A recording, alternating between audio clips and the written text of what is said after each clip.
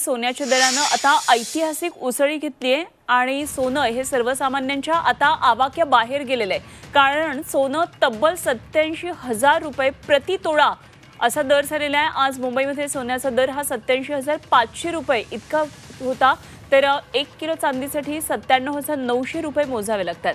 लग्न सराई आहे त्यामुळे सोन्याच्या दागिन्यांची खरं तर मोठी मागणी असते।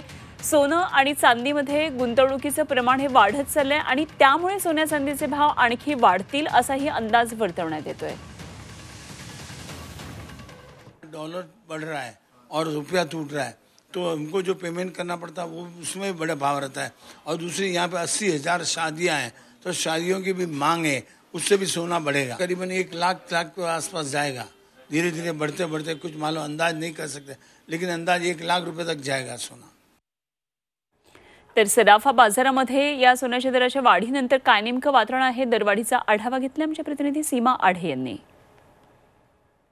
आज मुंबईमध्ये सोन्याचा दर 87,550 रुपयेपर्यंत पोहोचलेला आहे। तर आता ग्राहकांना 1 किलो चांदी खरेदी करण्यासाठी 97,900 रुपये मोजावे लागणार आहे। खरं तर या दरवाढीमुळे या दरवाढीच्या मागे अनेक कारणं जी आहेत ती सांगितली जातात।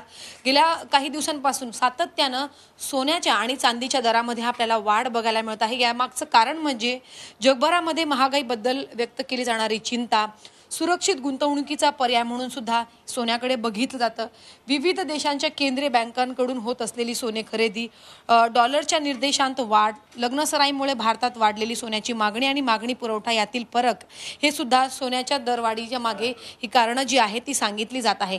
खरं तर तरी सुद्धा आपल्याला मुंबईतल्या दुकानांमध्ये आपल्याला ग्राहकांची गर्दी जी आहे ती सोने खरेदी करण्यासाठी ती मोठ्या प्रमाणात बघायला मिळत आहे। कारण आज जर सोन्याचा दर 87,000 रुपये असेल तर पुढे आगामी दिवसांमध्ये हा दर वाढण्याची शक्यता आहे। त्यामुळे आजच कुठेतरी कमी दरामध्ये हे सोने खरेदी करून गुंतवणूक करण्याच्या कडे ग्राहकांचा भर सध्या आपल्याला पाहायला मिळत आहे। व्हिडिओ जर्नलिस्ट आसिफसह सीमा आडे, झी 24 तास, मुंबई।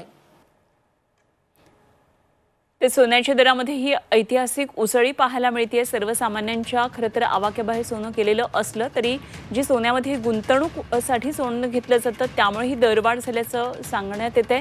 तेव्हा सोन्याच्या आणि चांदीच्या दरात सुद्धा तेवढीच अशी ही ऐतिहासिक उसळी आपल्याला पाहायला मिळते।